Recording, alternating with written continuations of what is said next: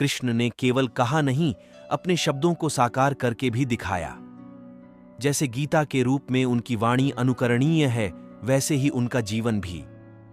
कृष्ण ने सिखाया कि रिश्ते कैसे निभाए जाते हैं, अपने पूरे परिवेश को प्रेम से कैसे भरा जाता है और जीवन के उतार चढ़ाव का सामना मुस्कुराते हुए कैसे किया जाता है।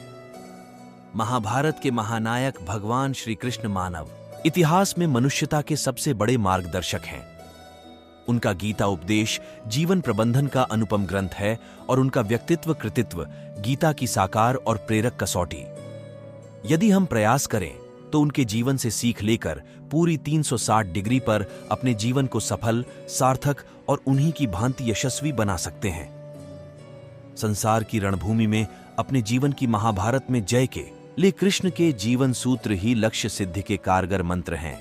सभी से प्रेम करने वाले भगवान श्री कृष्ण का जीवन प्रेम का पर्याय है। वे मां, पिता, भाई बलराम, सखा अर्जुन और गोपियों सहित प्रकृति मात्र, यहां तक कि पशु पक्षियों से भी सदैव प्रेम करते हैं। कवि रस खान ने कृष्ण के प्रेम को अभिव्यक्त करते हुए लिखा है कि शेषनाग, गणेश जी, शिव, विष्णु और इंद्र जिनकी महिमा का निरंतर गान करते हुए जिन्हें अनादि, अनंत, अखंड, अछेद व अभेद्य बताते हैं। वेद से नारद तक और शुकदेव से व्यास तक सारे ज्ञानी और साधक जिनके स्वरूप को जानने का प्रयत्न करते रहते हैं मगर जान नहीं पाते। ऐसे परम परमात्मा जब मानव रूप में श्री कृष्ण अवतार ग्रहण करते हैं तो ग्राम्य बालाएं महज एक दोना भर छाछ के बदले उनसे नाच नचवाती हैं और प्रेम के वशीभूत कृष्ण उनके समक्ष नाचने लगते हैं।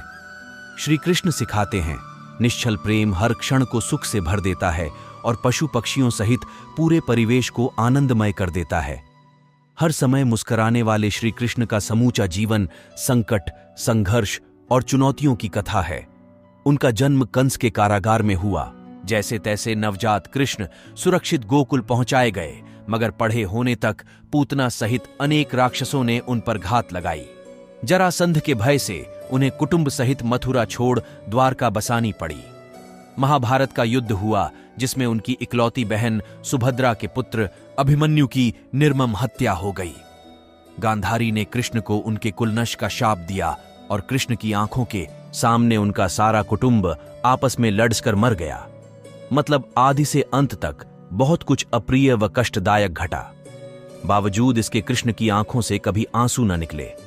हर प्रतिकूल परिस्थिति में कृष्ण सदैव मुस्कुराते ही रहे। ईश्वर होकर भी साक्षी भाव से दृष्टा बने, सब स्वीकारते हुए सहज बने रहे। श्री कृष्ण सिखाते हैं, जीवन में कितनी भी प्रतिकूल परिस्थिति क्यों न हो, उसका मुकाबला मुस्कुराते हुए ही करना चाहिए। स्त्रियों के कृतज्ञ और रक्षक श्री कृष्ण स्त्रियों को मान देने व उनकी रक्षा करने में सदैव अग्रणी हैं। श्रीमद् भागवत पुराण के राश पंचदधी में निर्मल प्रेम के लिए वे गोपियों के प्रति कृतज्ञता झापित करते हैं, तो जन्मदात्री मां देवकी के साथ ही पालन करने वाली यशोदा की कृपा को पल पल सादर बखानते हैं। वे भीम को प्रेरित कर स्त्रियों को बंदी बनाए रखने वाले जरासंध का वध कराकर बंदी स्त्रियों को मुक्त कराते हैं। सखी द्रौपदी के मान की रक्षा के लिए चीर बढ़ाने का चमत्कार करते हैं, तो अपने भांजे अभिमन्यु की मृत्यु के बाद उसकी विधवा उत्तरा का दुख दूर करने के लिए उसके मृत जन्मे पुत्र परीक्षित को पुनर्जीवित कर देते हैं। गुरु सांदीपनि की पत्नी की आज्ञा पर खोए हुए गुरुपुत्र को वापस लाकर गुरु दक्षिणा अर्पित करते हैं और क्रोधित गांधारी के कुलनाश संबंधी शाप को भी सिर झुकाकर स्वीकार लेते हैं, इसलिए कि कृष्ण स्त्री की महिमा को जानते और मानते हैं। श्री कृष्ण सिखाते हैं, जिस समाज में स्त्री का सम्मान और उसकी रक्षा होती है, वही मंगलमय उन्नति कर पाता है। अच्छे और सच्चे मित्र दीन बंधु दीनानाथ श्री कृष्ण यूं तो सबके मित्र हैं, लेकिन उनके जीवन में 3 मित्र अर्जुन, उद्धव व सुदामा की मैत्री जग प्रसिद्ध है। सुदामा गुरुकुल का मित्र है, उद्धव तरुणाई के और अर्जुन द्रौपदी स्वयंवर की पहली मुलाकात के बाद अंतिम सांस तक का। श्रीमद् भागवत की कथाएं साक्षी हैं कि गुरुकुल में सुदामा के मुट्ठी भर अन्न को कृष्ण ने किस तरह कृतज्ञतापूर्वक याद रखा और द्वारकाधीश बनने के बाद सुदामा को धन धान्य देकर किस प्रकार मैत्री का ऋण चुकाया। ज्ञान के अहंकार में डूबे उद्धव को प्रेम का पाठ पढ़ाने गोपियों के पास भेजा। अर्जुन से अपने अनन्य प्रेम में कृष्ण इंद्र से भिद्दाट गए और खांडव वन को जलने दिया। पहले शांतिदूत बनकर कौरव सभा में गए, फिर ईश्वर होकर भी महायुद्ध में मित्र के सारथी, संरक्षक व मार्गदर्शक बने।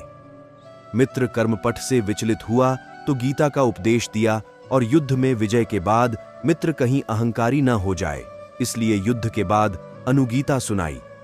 श्री कृष्ण सिखाते हैं, संकट में मित्र की सहायता करो, भ्रम में मार्गदर्शन और आवश्यकता पर सहयोग।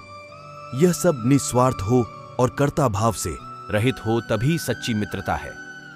सफलता के लिए 5 मंत्र प्रमाणों के अनुसार कृष्ण इस धरती पर 125 वर्ष रहे। इतनी दीर्घायु में उन्होंने विनम्रता से सिद्ध, कठोर परिश्रम, समयानुकूल नीति, सज्जनों का उत्थान और दुष्टों को दंड, ये 5 मूल मंत्र अपने व्यक्तित्व व कृतित्व के जरिए दिए। विनम्रता व सेवाभाव से गुरु सांदीपनि को प्रसन्न कर मात्र 64 दिनों में उन्होंने शिक्षा पाई और विनम्रता से ही जग को जीता। कठोर श्रम से उन्होंने द्वारका बसाई। कृष्ण सा नीतिज्ञ मनुष्यता के इतिहास में दुर्लभ है। जब जरासंध से लड़ना संभव न था, तब द्वारका की राह ली और भीम का बल पाते ही उसे मरवा दिया। पांडवों की भांति दुर्योधन भी उनका संबंधी था, मगर उसके अधर्म की राह पर होने से कृष्ण ने धर्मपथिक पांडवों की सहायता कर सज्जनों के उत्थान का संदेश दिया। कृष्ण परम क्षमाशील हैं, किंतु दुष्टों को दंड देने में संकोच और विलंब नहीं करते। बचपन में अनेक राक्षसों के वध के अलावा कंस, शिशुपाल, शाल्व से लेकर उनकी प्रेरणा से किए गए दुर्योधन, दुःशासन, कर्ण व शकुनी के वध उनकी इसी कल्याणकारी दंड नीति के उदाहरण हैं।